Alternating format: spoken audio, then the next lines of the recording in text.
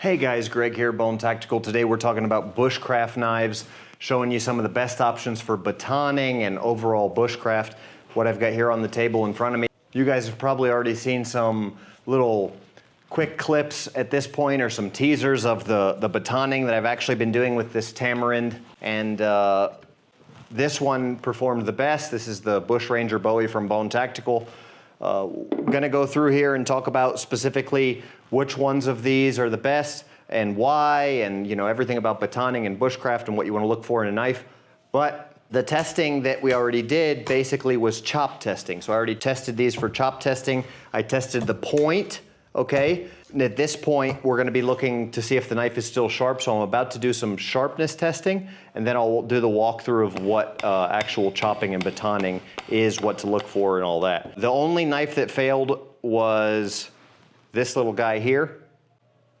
This is the pivot, okay? All of the knives will be linked in the description below, but we'll talk about why that failed, a little bit about heat treat and whatnot. Steels, all that kind of stuff. Everything you guys wanna see.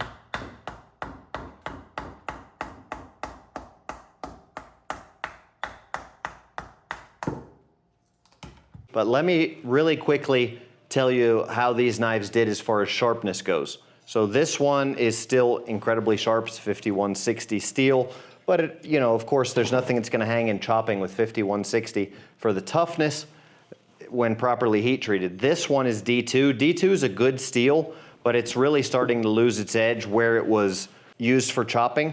I'm gonna go ahead and say that it probably wasn't fully properly heat treated, because even though 5160 is better than D2, a good heat treat on D2 wouldn't have lost the edge that fast. This is still super slicey. This is our super steel, Bone Tactical super steel. We're the only ones using this particular type of super steel in the industry, and it's actually really thin, really crazy razor sharp blade, but even chopping and batoning with it, it's still literally shaving sharp, which is just insane. Of course, you know, that's being one of the top steels in the world, and then our proprietary heat treat as well. So this one broke. This is a 8 CR13 MOV, and the tip broke off. And the reason for that is just probably very bad heat treat, unless it just had really crappy molecular structure and had, for some reason, had bad distribution of elements at the atomic level and had some sort of a predisposition for fracture there, a hairline fracture, microfracturing,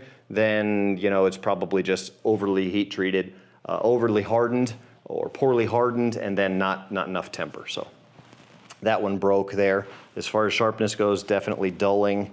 The Scandi grind is going to be probably your quickest to dull. We discussed a little bit of that Scandi grind. I will talk more about that. The Wharncliffe it's actually bent. So the tip didn't break, but it bent. So even though this is the same steel and the same knife with a different grind, this one bent and the other one broke. Very, very strange. So it's the opposite ends of the spectrum. One was too soft and one was too hard. We'll get into the cutting right now and see what that actually looks like and feels like, and then I'll tell you why each one is sharp and whatnot. So that's what sharp looks like, all right? That's what crazy sharp looks like. Let me show you that one more time. So this knife has been being beat up all day. Haven't touched up the edge, nothing. And it's crazy, crazy sharp. You know, that's a heat treat thing there. I mean, I use incredibly high quality 5160. Not all 5160 is the same. I use incredibly high quality 5160. But for a knife this thick to be shaving sharp, okay, and still after a full day's use on really hard woods like that, it's crazy. It's just crazy. It's not something you see from other knives in the industry. So we'll show you right now what the difference looks like. This is the Bone Tactical Bush Ranger Bowie. The reason that it's so sharp, okay, is I put a concave hollow grind on there, and then a very long grind angle. So it's a very thin, very sharp knife. The only reason that's possible is because the 5160 that I use and my proprietary heat treat. Because if you did this with any other knife, The reason other knife makers don't make it such a narrow angle is because it would just break and roll and chip. The steel isn't strong enough to make it so thin at the point. This is a super heavy stock, so crazy tough knife, and then just crazy sharp on top of that as well. That's just what industry leading looks like. There's so much that goes into it. I could just talk all day about what it took and what it takes to get that knife that sharp, but it's gonna be a full review here. I will point out the good and the bad on these. So these two knives, this one chops better. This one does everything better than this one. This one is the second best knife as far as all bushcraft tasks, pretty much, except this one doesn't stab at all. The tip, the point on this is like a giant, really thick wedge, and it does nothing well as far as stabbing goes. So there's just really no reason for this design here to be like it is, because it just doesn't do anything well as far as this recurve here. That mini recurve is exactly what basically the double tapper and the Bloody Bill Bowie have. So that is a good design from here to here.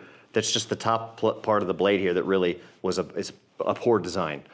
So like I say, the steel is dulling for some reason, so we'll show that. The handles on both of these are pretty good. It's a little weird. This one's a little uncomfortable. It's crazy how thick this one is. It might even be a little thicker than my Bowie, which just makes it so heavy that I don't know, I think it's a little I think it's almost overkill. Then anytime you see one of these huge things right here on a knife, that just goes to show that it's a poor design, because there's almost no reason for this, unless it's specifically designed for fire starting, and then, you know, that's okay in that point. So this is a bushcraft knife, and this is probably for starting fires and for use with a fire starter.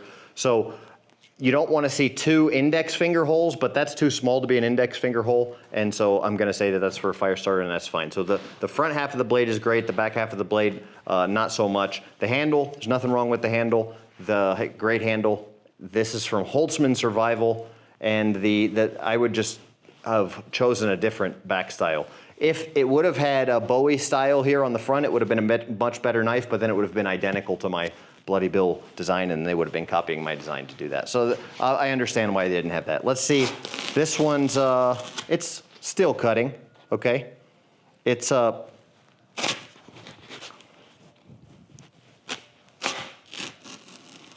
it rips a little bit and cuts a little bit. So you can see here that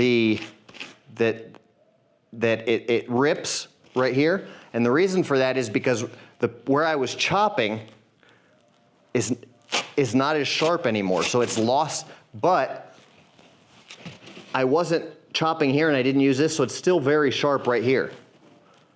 So if I use that right there, you can still get a good cut with it, depending there, see? But it's just, obviously it's not anything like what the Bushranger was, and I can't tell you what they did, so I don't know what they did wrong, but it's not as good. Now, I'm just gonna wipe this off a little bit because it's actually still got sap all over it. So let me wipe this off because I really wanna show you guys what super steel looks like. Watch this. This is the EDC Mutt. Watch this.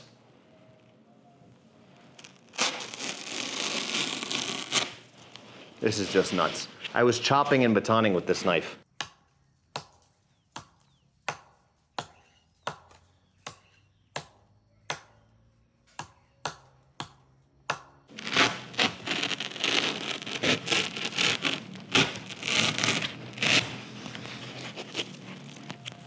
Look how thin I could get that.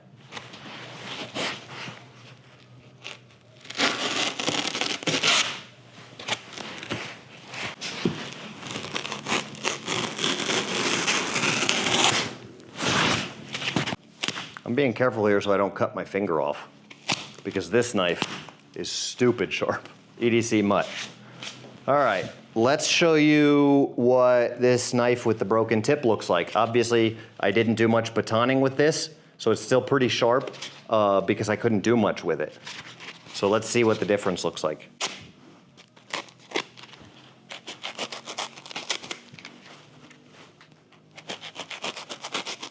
So it cuts. It just has to be pulled through. Still cuts. So this knife should be shaving sharp because it hasn't really been used. I'm gonna have to keep going through and testing this because I couldn't do much with it. So I couldn't really do any batoning or chopping. The chopping was like ding, ding, ding, ding. And then didn't do much batoning. The tip broke off. Otherwise, the design itself is pretty great, actually. This is a great knife design. Just, you gotta be careful with production knives. You don't, if it's not 100% in-house made by the same company, you know, everybody's outsourcing this, that, and the other, and you never know what you're getting. One batch might be good, another bad. You never know. That one's, so, and that's what we got with these two knives. These are the same knife here, except same pivot, outdoor edge pivot, but this one's too hard and this one's too soft. So it really just doesn't make any sense.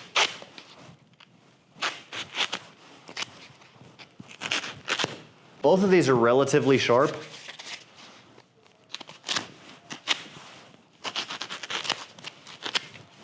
Nothing wrong with them. Let's see how sharp the Scandi grind is.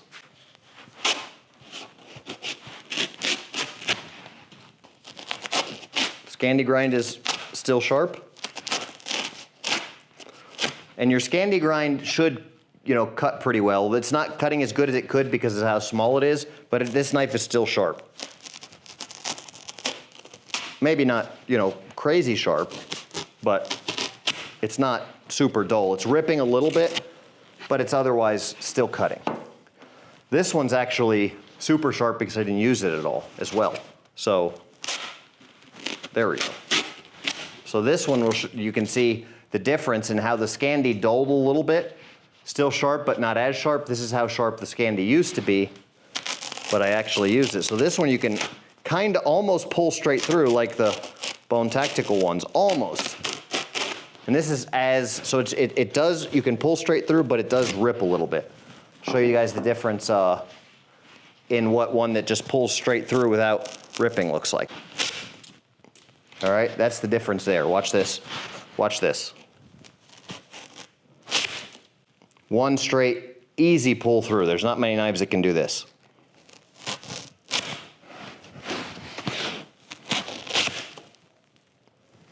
Got some ripping there just because of the actual part of the blade that's not sharp. There's an actual section of the cutout on the blade where it hit. But, I mean, you can see, stupid sharp.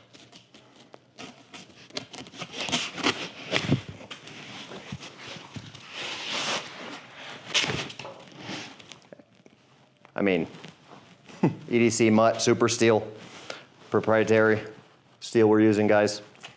So batoning, basically what it does is it allows us to get different bushcraft tasks. Probably would baton a little bit of a smaller piece of wood with a knife like this, but I wanted to kind of get the full spectrum and show you guys everything I could. This was a baton cut that I could get because of the superior chopping specifically design. You want to make sure that the top of the knife has some flat spots for the batoning, right? If it's going to be a bushcraft blade. And then the belly of the knife actually goes to show with, you know, and edge geometry, obviously. Steel, heat treat, all that. Goes to show how much you can actually push through and get a good, nice, solid cut. I was able to get these bigger pieces with the Bush Ranger Bowie. A little bit smaller, but still some nice, solid pieces with the Holtzman Survival, okay? Due to the EDC Mutt being shorter, I had a little bit of a harder time getting big chunks because of the girthiness of this big stump there, but was able to get nice, long, smooth cuts, obviously. Believe it or not, this design as well was able to get nice, long, smooth cuts, and it cut well because it's so hard, but everything, you know, you don't want to just look at the Rockwell hardness. This is probably higher than a 60, maybe 62, 64 Rockwell hardness. I can test it with the files and tell you, but it's so hard that it's brittle. So it's great that it cuts well and does all this and has a great design, but who wants their tip to break off? So everything is a balance between, well, everything is a balance, period. This little guy is basically the same thing, but it's too soft. I don't know if you can see the bend in the tip. There's a bend in the tip.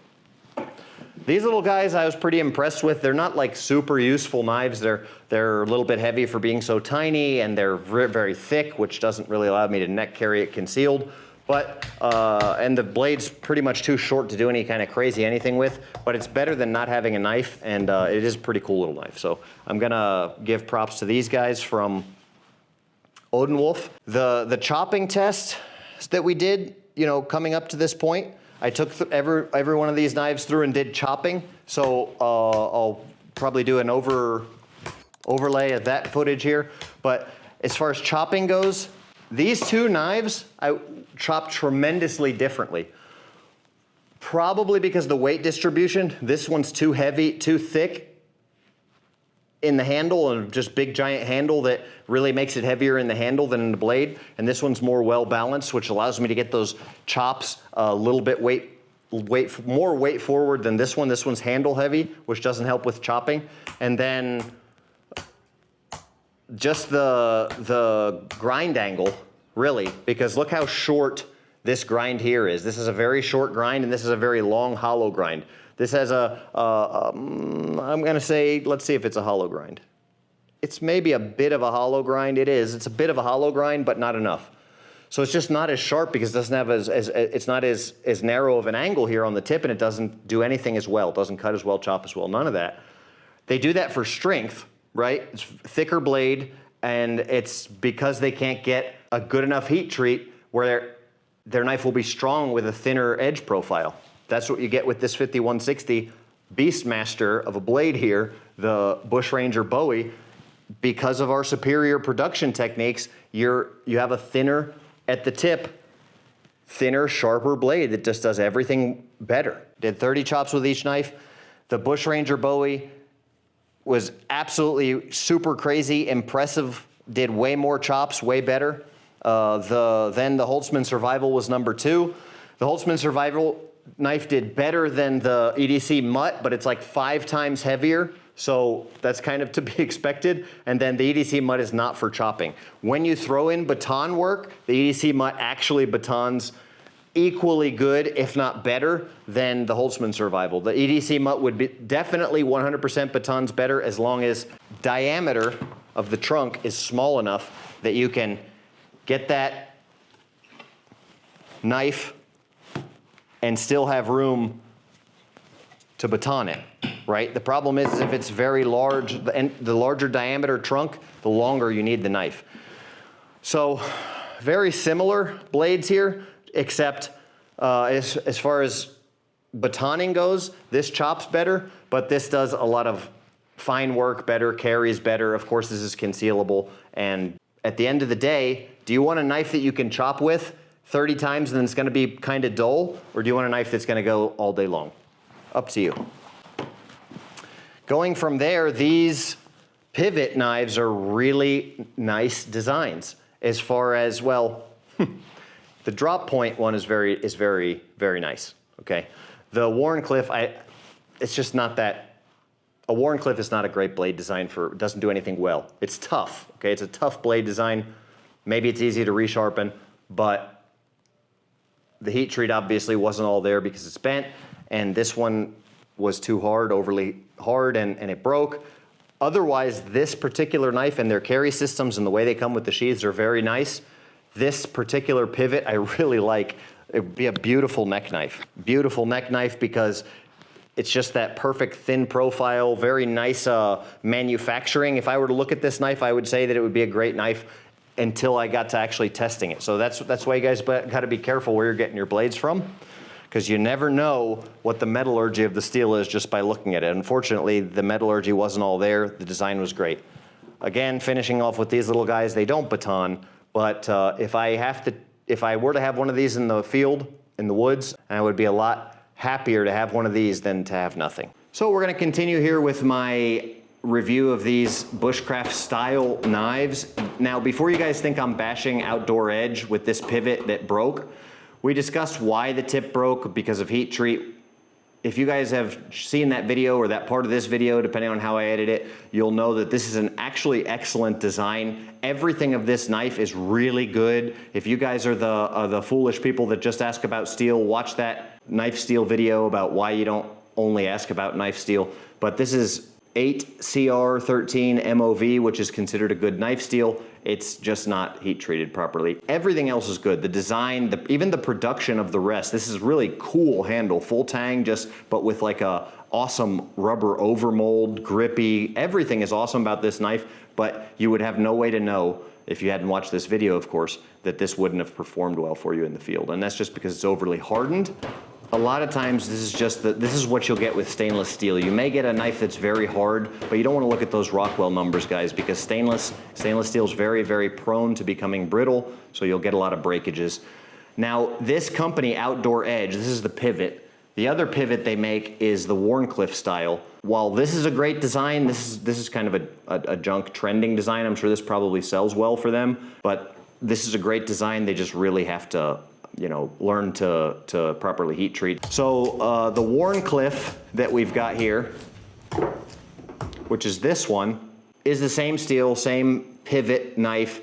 The tip bent a little bit. It did break as well. The very, very point of the tip, which is crazy for a Wharncliffe because Wharncliffes are able to have pretty strong points. But as far as stabbing goes, it was not able to stab at all. This, because the tip broke off, it wouldn't even enter the metal. We were doing a stab test. I did the tip test first and it broke, and then I did the stab test. Obviously with no tip, it didn't work for the stab test. This puncturing the metal, it bent the tip a little bit more, and then it broke the very tip as well. Being a Wharncliffe, it doesn't stab well anyway, so kind of just a poor design as far as this knife goes. We've got this Scandi grind from Odenwolf here, and this has just basically destroyed the tip. And this is what you can see what I'm talking about. When I talked about Scandi grind, I don't know if you guys can see that, but the tip is destroyed on this knife. And I discussed Scandi grind with you guys, and when I talked about Scandi grind, I talked to you guys about how Scandi grind is very difficult to resharpen. It's not difficult to resharpen to get a good edge on it, but it's basically impossible to resharpen to keep the perfect edge that it has from factory. So when you resharpen this, you're reprofiling it, not just resharpening it. And then a Scandi grind, when you do reprofile it, it's no longer a Scandi grind, and it's not any kind of a good grind, because this, it becomes a compound grind when you grind a Scandi grind. And this first grind angle is too short to be a compound grind. It's too obtuse, right? It needs to be a longer first grind. So you would have to completely regrind this knife, putting this grind angle up here, converting it into like a saber grind or something in order for it to be useful. And then the other thing about a Scandi grind is, yeah, sure, it's a great one-time use knife, but look what happens to the tip of the blade when I actually start using it. It's absolutely destroyed. This knife is destroyed. So it's a one-time use type deal with these Scandi grinds. And then, you know, this is D2, so I can't say whether it's, you know, definitely properly heat treated or not, but it definitely didn't hold up. Now you can look at the difference between the Bone Tactical Super Steel knife. I can't even really feel a burr on here. I mean, it's still crazy sharp, and I did way more with this than I did with this. This did well with stabbing, believe it or not. The very, very point of the tip broke off, but this did excellent with stabbing. It just destroyed the knife, you know, itself. So we've got this big old Bushcraft knife here that, you know, the point came through 100%. This is also D2. The point came through 100%, but it's so thick and such a poor design at the tip of the knife that it wasn't able to stab. It stabbed like this deep. So you have like this amount of penetration on this massive knife here from Holtzman Survival, and then you have like 4 or 5 times more penetration with the EDC mutt. So it's kind of like you get a lot more out of a smaller knife with this guy. Now chopping, obviously this does a better job chopping, but it quickly dulled while this remained sharp. So after a few minutes of chopping with this one, it was already dulling the knife, and then this knife became a better chopper just because this knife didn't dull after a few minutes of use. It's absolutely insane that the tip didn't break on this EDC mutt, because look how thin the profile is on this EDC mutt. This is a very thin knife. It's only because of the insane steel that I use, and really more than the steel that I use, my heat treat practices. I have proprietary heat treat practices for all of my steels that I use, and I only use the top quality steels available for each design. And I know the steel, I know the metallurgy, and that's how I'm able to get such a thin, sharp blade like this EDC mutt that is able to literally, you're not gonna be stabbing metal with this knife ever. But I was just stabbing through metal with it like 30 times and 0 damage to the blade whatsoever. That's just insane. I will tell you right now, beyond the shadow of a doubt, there's no other knife on the market that's this sharp that can do this without being damaged. This is the world's most effective belt knife, and we're just putting the proof on the table. Irrefutable proof right in front of you guys with the EDC mutt. Now, this knife has survived testing as well, and I would hope so, because it's almost a 1/4 inch thick. It's nearly a 1/4 inch thick. Huge, huge stock that they're using for this. Very thick, very heavy. It should be impossible to break. Now, I wouldn't want to carry this knife all day. That's something else. You guys don't understand. This knife is like, it's like, probably like 5 of these. And in my opinion, this is every bit as effective. Of course, the only thing this does a little bit better is chopping. It's funny because these two knives are the same knives and they're the same steel, and like I've been saying from the beginning, from testing them, this one's a little bit between 3 and 5 Rockwell so far, but this one's less hard than this one, which is crazy. And then obviously they've got a terrible heat treat protocol because this one broke off. It's overly hard. So this was like glass with this 60 file. So this is extremely hard. We'll see how far we go. This is also very hard. This being very hard is why we had chipping probably out of the Scandi grind, but also because of the Scandi grind. So the 60 Rockwell file, they've all got 60 plus Rockwell. Let's keep going.